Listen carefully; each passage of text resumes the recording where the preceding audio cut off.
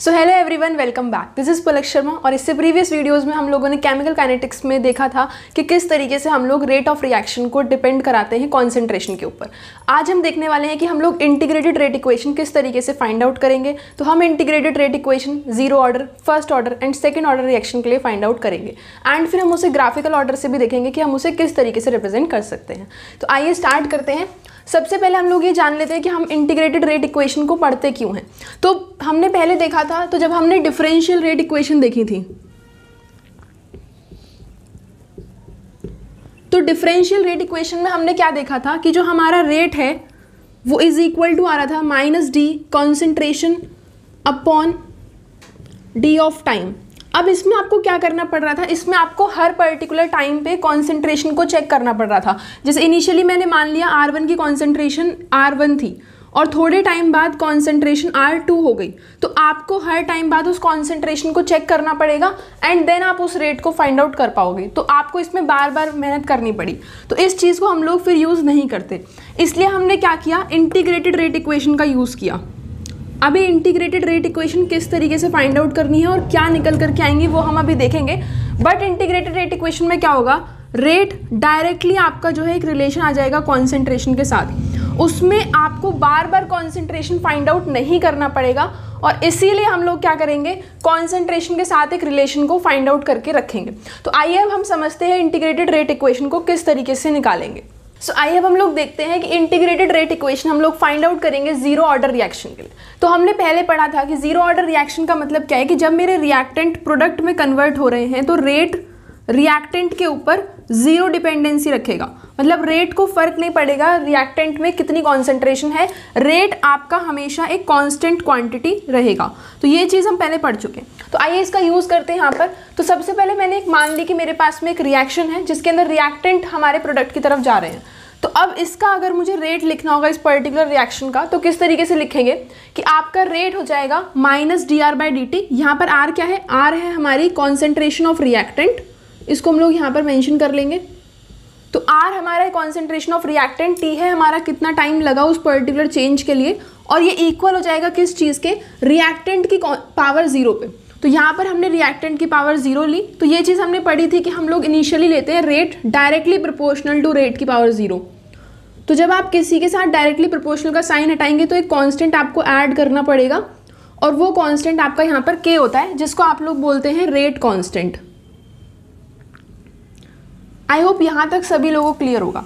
अब देखो, अब हम क्या करेंगे, इस चीज़ को थोड़ा सा सिंप्लीफाई करेंगे। तो आप यहाँ से क्या लिख सकते हो, ये है हमारे पास में D R over D T minus के साइन के साथ is equal to K R raise to the power zero. किसी भी चीज़ की पावर जीरो होगी वो वन हो जाएगा। तो यहाँ पर आपके पास में डी आर निकल करके आ जाएगा के डी टी एंड आपका माइनस का साइन एज इट इज रहने वाला है। इस चीज़ को मैंने यहाँ पर लिखा। अब हम क्या करेंगे, इंटीग्रेट करते हैं बोथ साइड। तो अब आप जब इंटीग्रेट करेंगे तो हमारा इसका इंटीग्रेशन आ जाएगा आर, यहाँ पर आपका डी टी का इंटीग्रेशन हो जाएगा टी माइनस के एज इट इज, प्लस आपका ये आएगा आई, और इसको हम लोग बोलते हैं कॉन्स्टेंट ऑफ इंटीग्रेशन।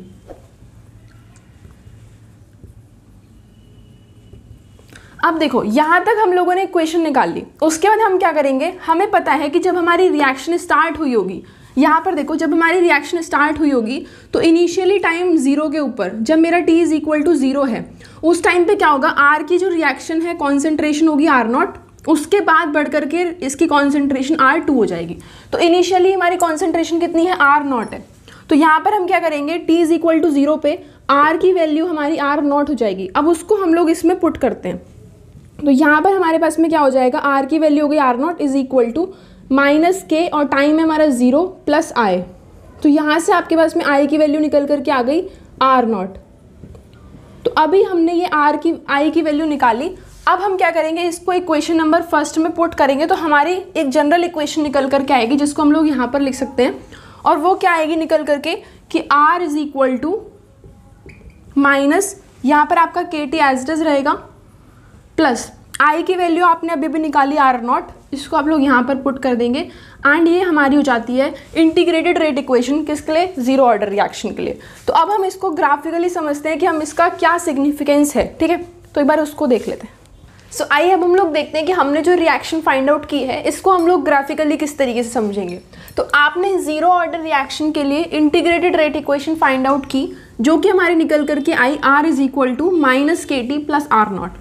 यहाँ पर हमारे पास में R क्या है, जब भी आपको क्वेश्चन में गिवन होगा तो क्वेश्चन आपको क्या करना है कि जो R है इसमें बेसिकली आपकी क्या रिएक्टेंट की कॉन्सेंट्रेशन है एक पर्टिकुलर टाइम के ऊपर वो है, ठीक है। किसी भी पर्टिकुलर टाइम के ऊपर टी टाइम के ऊपर आपकी रिएक्टेंट की कितनी कॉन्सेंट्रेशन है वो आपकी R है, ठीक है। के आपका होता है रेट कांस्टेंट, और ये जनरली आपको क्वेश्चंस के अंदर गिवन होगा तो आपको डायरेक्टली इसकी वैल्यू पुट कर देनी है। टी है आपके पास में टाइम, किस पर्टिकुलर टाइम के ऊपर आप चेक कर रहे हैं और उसी पर्टिकुलर टाइम के ऊपर क्या कॉन्सेंट्रेशन रिएक्टेंट की है वो R है, और किस टाइम पे चेक कर रहे हैं वो है टी। आर नॉट क्या है, आर नॉट है हमारी इनिशियल कॉन्सेंट्रेशन, जो आपने अपना कॉन्सेंट्रेशन लिया रिएक्टेंट का उसकी इनिशियली कॉन्सेंट्रेशन कितनी थी वो है हमारा R naught. So I hope ये चीज़ हमें क्लियर हो गई है। तो अब हम क्या करेंगे, इस चीज़ के बाद में ये जो हमारे पास में रिएक्शन निकल के आई है इसका ग्राफ प्लॉट करके देखते हैं एक बार। तो यहाँ पर हमारे पास में R is equal to minus के टी प्लस आर नॉट है। आप इसको y is equal to m x plus c से कंपेयर करेंगे तो हमारे पास में क्या निकल करके आएगा वो देखते हैं एक बारी। तो जब आप इसे y is equal to m x plus c से कंपेयर करेंगे तो यहाँ पर देखो y एक्सिस के साथ में आपका निकल करके आ रहा है R, मतलब उस पर्टिकुलर टाइम पे क्या कॉन्सेंट्रेशन है रिएक्टेंट की। t हमारा आएगा x एक्सिस के ऊपर एंड c है हमारा कांस्टेंट जो कि हमारे पास में आता है R नॉट। तो इसका मतलब क्या है, c है हमारा इंटरसेप्ट, ठीक है। ये हमारा m होता है स्लोप। तो m की वैल्यू यहाँ से आप देख सकते हो निकल करके आएगी -1। तो अब हम इसका ग्राफ प्लॉट करेंगे तो आप देख सकते हो क्या आएगा हमारे पास में। y के अंदर तो हम लोग डिनोट कर रहे हैं अपनी कॉन्सेंट्रेशन ऑफ रिएक्टेंट को, तो यहाँ पर हम लोग लिख लेंगे कॉन्सेंट्रेशन ऑफ रिएक्टेंट, और यहाँ पर आप लोग देख सकते हो कि x एक्सिस पे हम लोग डिनोट कर रहे हैं टाइम को, तो यहाँ पर हम लोग अपनी x एक्सिस के ऊपर लिख लेंगे टाइम को। स्लोप है हमारा -1, तो स्लोप -1 है तो मतलब हमारा जो ग्राफ है वो कुछ इस तरीके से जाएगा माइनस के स्लोप में। उसके बाद हमारा y एक्सिस पे इंटरसेप्ट कितना है R नॉट, तो y एक्सिस पे हम लोग R नॉट इंटरसेप्ट ले लेंगे। सपोज करिए हमारा इतना y कितना है R नॉट है इनिशियल कॉन्सेंट्रेशन, हमारा स्लोप नेगेटिव का है तो ग्राफ कुछ इस तरीके से आपका जाएगा। आई होप समझ में आ गया होगा आप लोगों को ये वाला ग्राफ। R है हमारे पास में कॉन्सेंट्रेशन ऑफ रिएक्टेंट, इसको हमने y एक्सिस पे डिनोट करवाया। उसके बाद हमारे पास में R नॉट है इंटरसेप्ट, तो हमने y एक्सिस पे R नॉट इंटरसेप्ट लिया। m हमारा स्लोप है -1, तो हमारा ग्राफ कुछ इस तरीके से आया। देन हमारा x एक्सिस पे हमने डिनोट कराया हुआ है टाइम, तो ये हमारा टाइम चल रहा है। यहाँ से हम लोग क्या देख पा रहे हैं कि जैसे जैसे हमारा टाइम बढ़ता जा रहा है वैसे वैसे हमारे इंटीग्रेटेड रेट इक्वेशन के अकॉर्डिंग जो कॉन्सेंट्रेशन है रिएक्टेंट की वो कम होती चली जा रही है। आई होप ये चीज़ आप लोगों को क्लियर हो गई होगी। अब बात करते हैं हमारे जीरो ऑर्डर रिएक्शन के कुछ एग्जांपल्स को और समझते हैं कि वो जो एग्जांपल है वो हमारे जीरो ऑर्डर रिएक्शन किस तरीके से निकल करके आ रहे हैं। तो आइए एक बार हम लोग उस चीज़ को देख लेते हैं।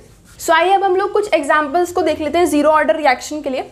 तो सबसे पहली बात जो है वो है कि जीरो ऑर्डर रिएक्शन बहुत ज़्यादा अनकॉमन होती हैं। आपको जनरली जीरो ऑर्डर रिएक्शन देखने को नहीं मिलती, बहुत ही कम टाइम में आपको जीरो ऑर्डर रिएक्शन देखने को मिलती हैं। जनरली जो आपकी एंजाइम कैटालाइज्ड रिएक्शन होती है, जितने में भी आप रिएक्शंस में किसी एंजाइम का यूज़ करते हैं तो वो आपकी जीरो ऑर्डर रिएक्शन में आती है। आपकी जो रिएक्शन मेटल सरफेस पे होती हैं वो आपकी जीरो ऑर्डर रिएक्शन पे आती है। और ये बहुत इंपॉर्टेंट टॉपिक है कि मेटल सरफेस पे होने वाली रिएक्शंस को हम लोग जीरो ऑर्डर रिएक्शन क्यों कहते हैं। तो एक बार हम इसको थोड़ा सा डीप में देख लेते हैं। तो अब देखो यहाँ पर क्या होता है, हम लोग एक एग्जाम्पल लेते हैं डिकम्पोजिशन ऑफ गैसियस अमोनिया। आपके पास में क्या था, आपके पास में अमोनिया था गैसियस फॉर्म में, आपने उसको प्लैटिनम कैटलिस्ट पे आपने उसका डिकम्पोजिशन कराया, आपके पास में N2 और H2 निकल करके आया। तो अब क्या हो रहा है हमारे पास में, लेट अस सपोज ये हमारे पास में एक हॉट प्लैटिनम सरफेस है।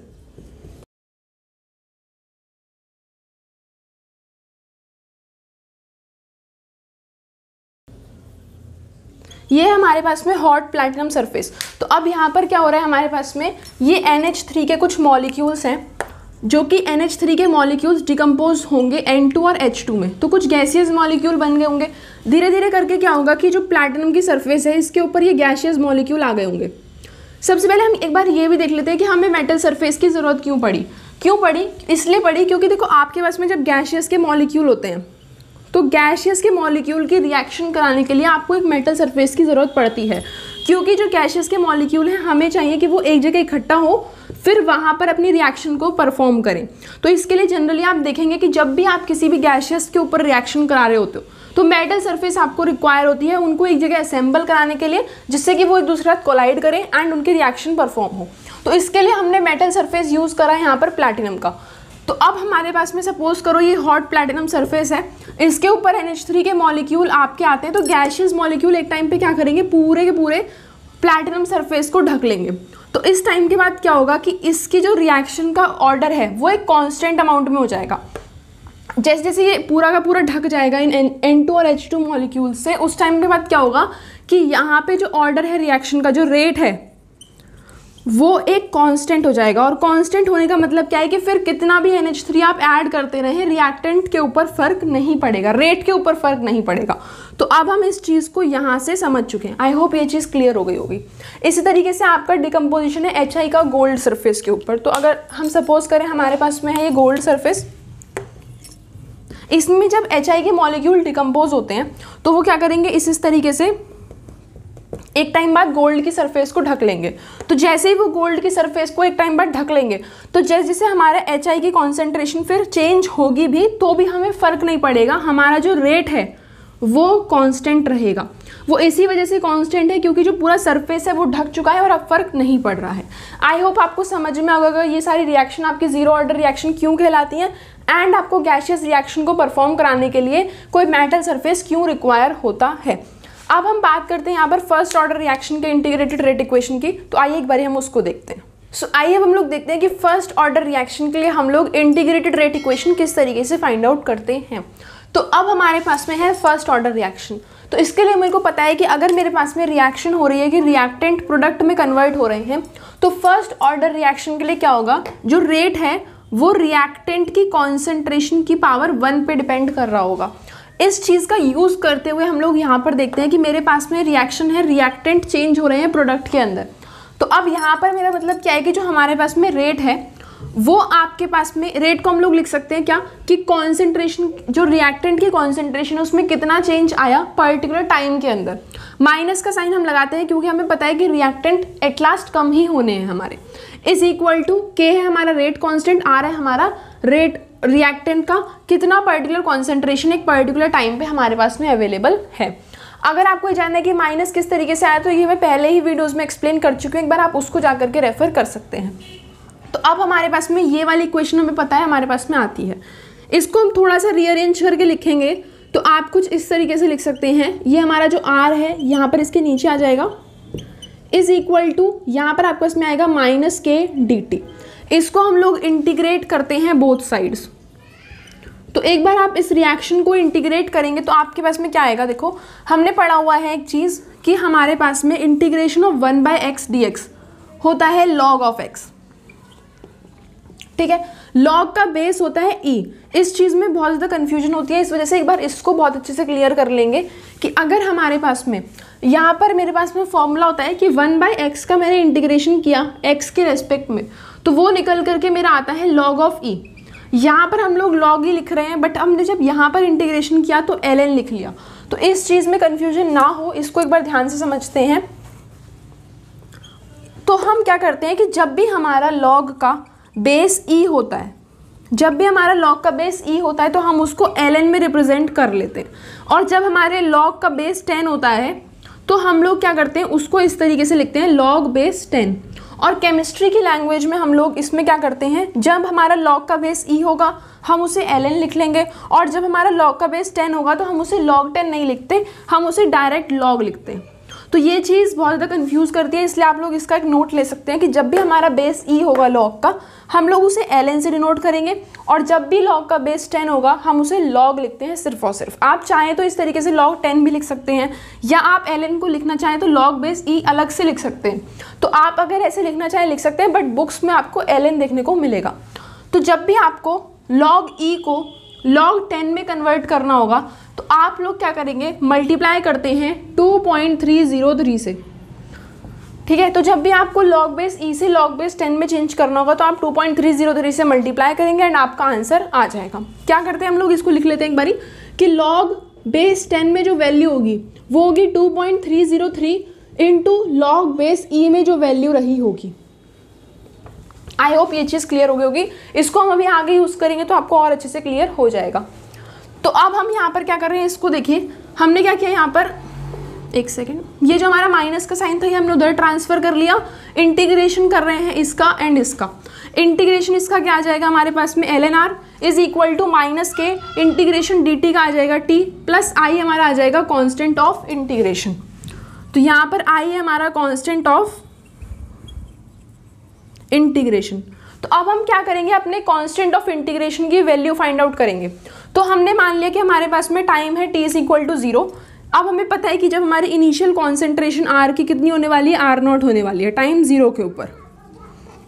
तो टाइम इज इक्वल टू 0 मैंने रखा, r की वैल्यू हमारी होगी r0। तो अब हम इसको इस वाली इक्वेशन नंबर 1 में पुट कर लेंगे। इसको हम लोग मार्क कर लेते हैं इक्वेशन नंबर 1।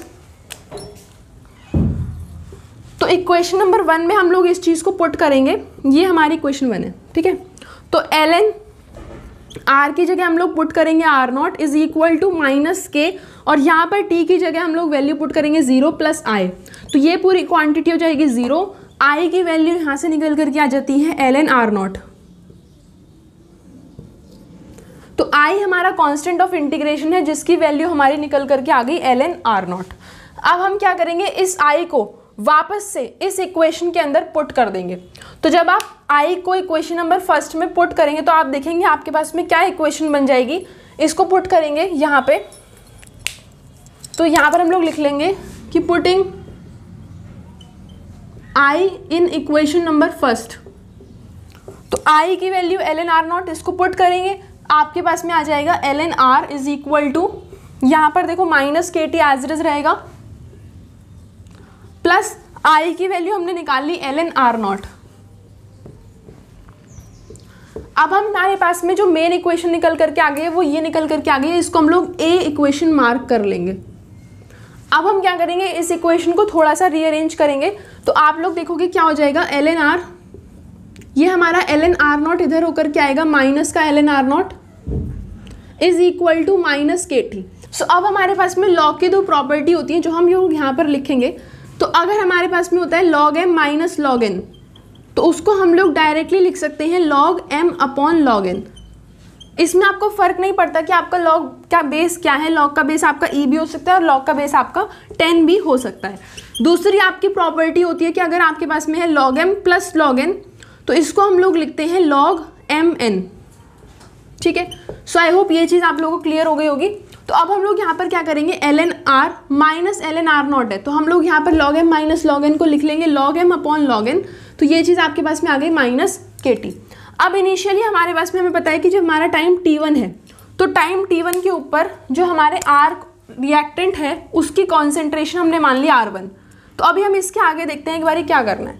सो आइए सबसे पहले हम लोग अब यहाँ पर थोड़ा सा मार्क कर लेते हैं कि अगर मेरे पास में टाइम है 0, इनिशियल टाइम है मेरे पास में 0, तो उस वक्त मेरे रिएक्टेंट की कॉन्सेंट्रेशन थी r0। अब मेरे पास में जब टाइम t1 हो जाएगा तो रिएक्टेंट की कॉन्सेंट्रेशन हमारी हो जाएगी r1, एंड जब हमारे पास में टाइम हो जाएगा t2 तो रिएक्टेंट की कॉन्सेंट्रेशन हमारे पास में हो जाएगी r2। तो अब हम इस चीज़ को यहाँ पे पुट करेंगे, ये हमारी इक्वेशन नंबर a है। इसके अंदर हम लोग सबसे पहले टाइम t1 के लिए पुट करते हैं।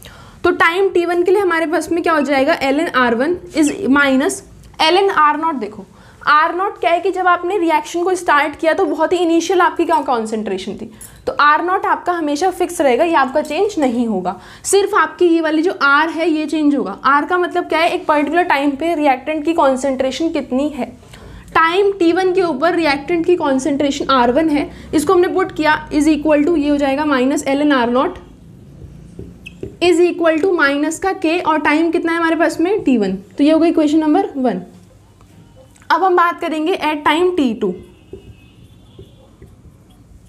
सिमिलरली टाइम t2 पे आपका क्या होगा, जो रिएक्टेंट है उसकी कॉन्सेंट्रेशन r2 हो गई है, तो यहाँ पर हो जाएगा ln r2 minus ln r0 is equal to minus K t2।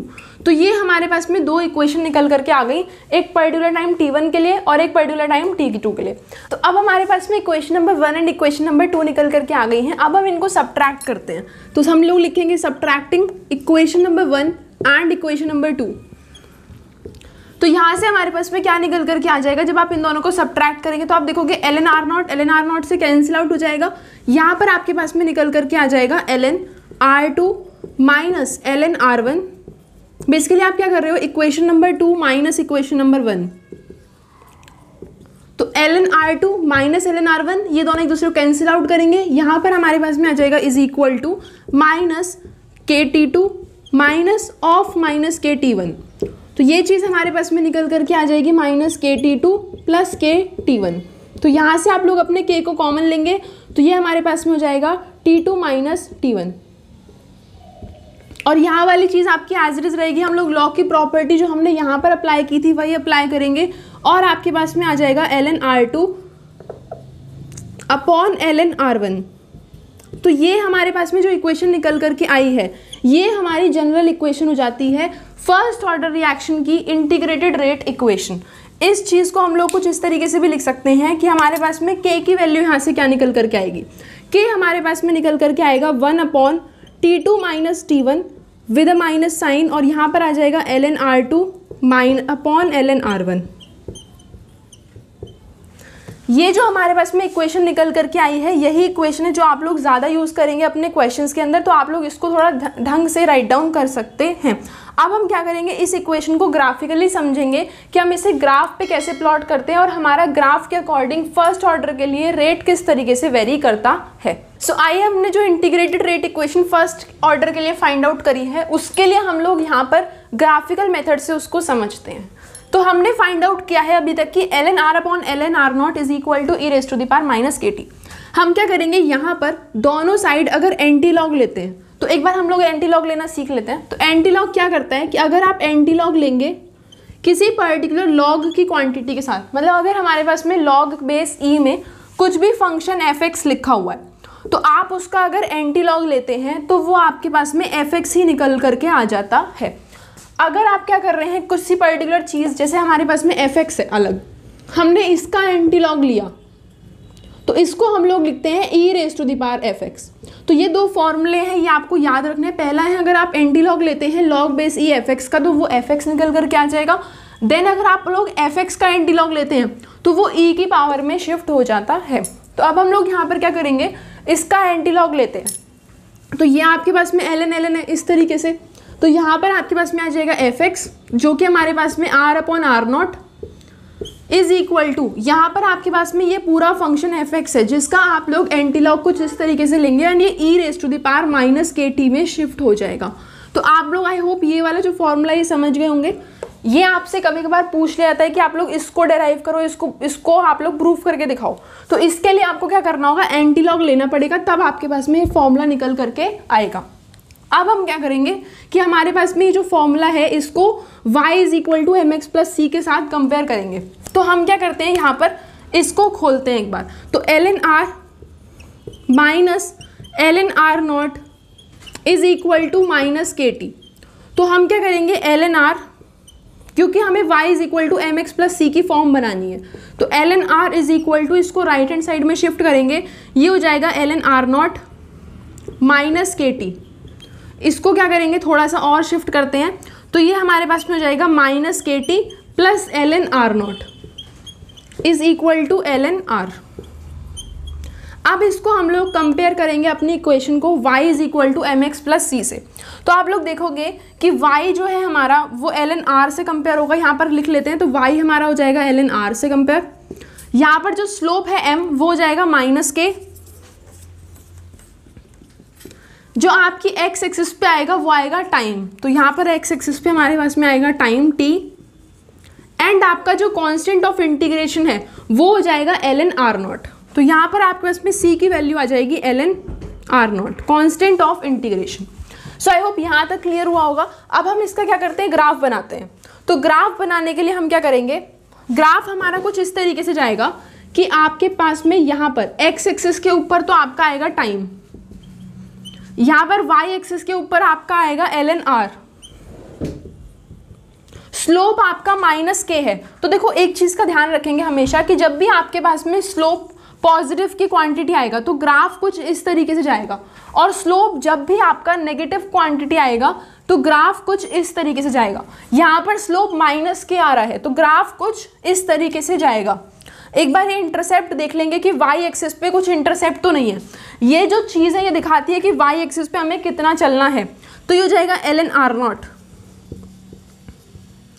तो वाई एक्सिस पे हम लोगों ने ln r0 का इंटरसेप्ट लिया, क्योंकि स्लोप माइनस के में तो हम इस तरीके से थोड़ा सा इसको नीचे करेंगे और ये हमारा ग्राफ बन जाएगा। किस चीज़ का ग्राफ बना है हमारा, कि हमने बनाया है ln r वर्सेस t। ये हमने ln r वर्सेस टाइम का ग्राफ बनाया, जिसका स्लोप आप लोग डायरेक्टली लिख सकते हैं -k, एंड यहाँ पर आपका टाइम एक्सिस है, यहाँ पर आपका ln r है। आई होप यहाँ तक क्लियर हुआ होगा। अब हम लोग क्या करेंगे, बार log r0 upon r versus t का ग्राफ बनाते हैं। सो आइए अब हम लोग एक बार log r0 upon r versus t का ग्राफ बनाते हैं।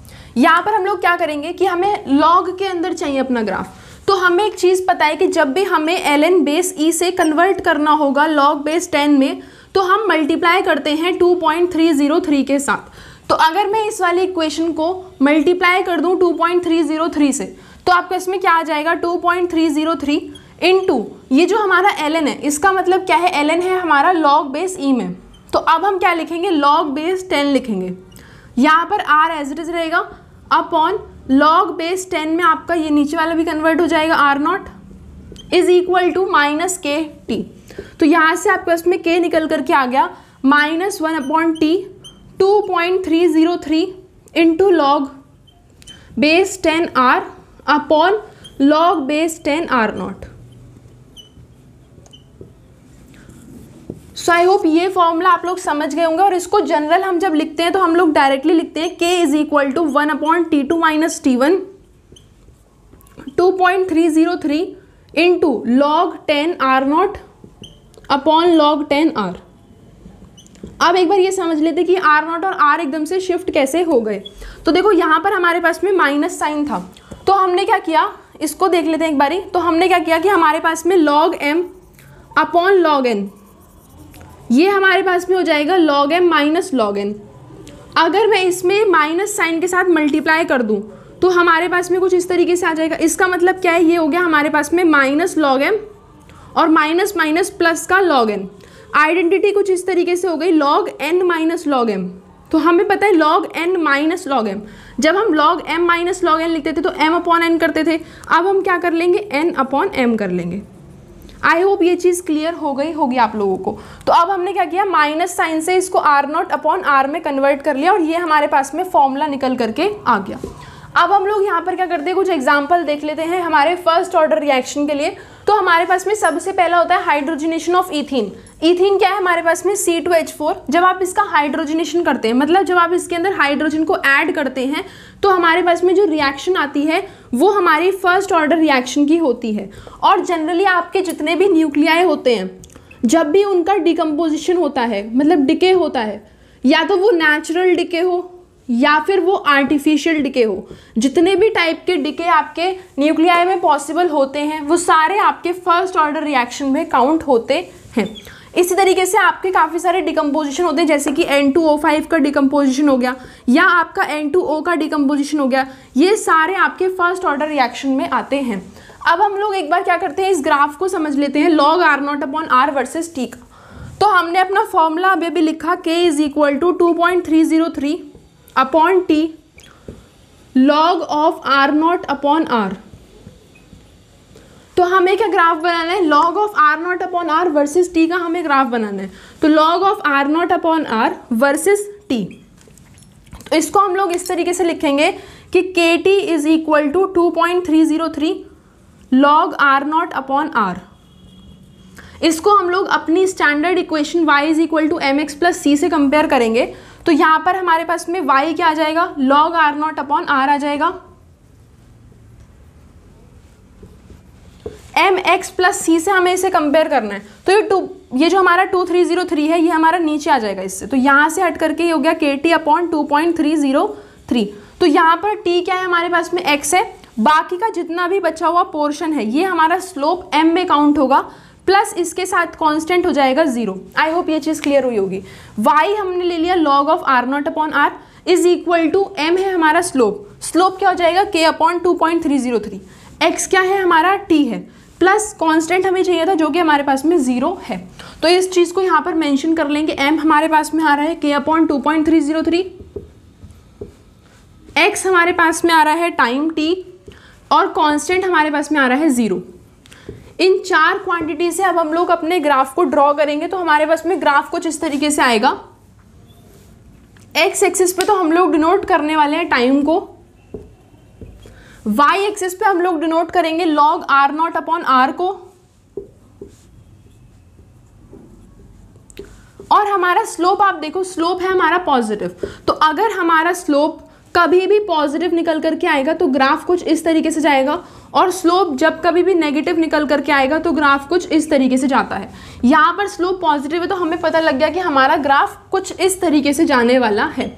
अब एक बार y इंटरसेप्ट देखो, y इंटरसेप्ट है 0, मतलब आप जब ओरिजिन पे थे तो आप कितना मूव करें, तो आप यहाँ पर 0 मूव करें, मतलब आप यहीं पर रहे, और आपका स्लोप कैसे जाएगा, ऐसे जाने वाला है। तो ये ग्राफ हमारा कुछ इस तरीके से आ जाएगा।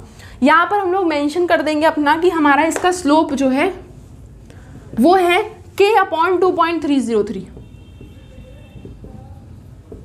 और ये हमारा ग्राफ बन जाता है log r0/r वर्सेस t का। तो यहाँ तक हम लोगों ने फर्स्ट ऑर्डर रिएक्शन के लिए जितना भी इंटीग्रेटेड रेट इक्वेशन से रिलेटेड हम लोग पढ़ सकते थे वो हम लोगों ने कंप्लीट कर लिया है। सो आई होप आज की वीडियो में हम लोगों ने जिन भी चीज़ों के बारे में समझा वो आप लोगों को अच्छे से क्लियर हुई होंगी। आज हमने इंटीग्रेटेड रेट इक्वेशन देखी जीरो ऑर्डर रिएक्शन के लिए एंड आपकी फर्स्ट ऑर्डर रिएक्शन के लिए। सारी चीज़ों को हमने ग्राफिकल ऑर्डर से भी समझने की पूरी कोशिश करी। एंड अगर आपको किसी भी चीज़ में थोड़ा सा भी डाउट है तो आप हमें कॉमेंट सेक्शन में बता सकते हैं। एंड अगर आपको वीडियो पसंद आता है तो वीडियो को लाइक, शेयर एंड चैनल को सब्सक्राइब जरूर करिएगा। Till then thank you so much for watching lecture till the end. Till then take care, bye bye. I will meet you in the next video. Bye bye.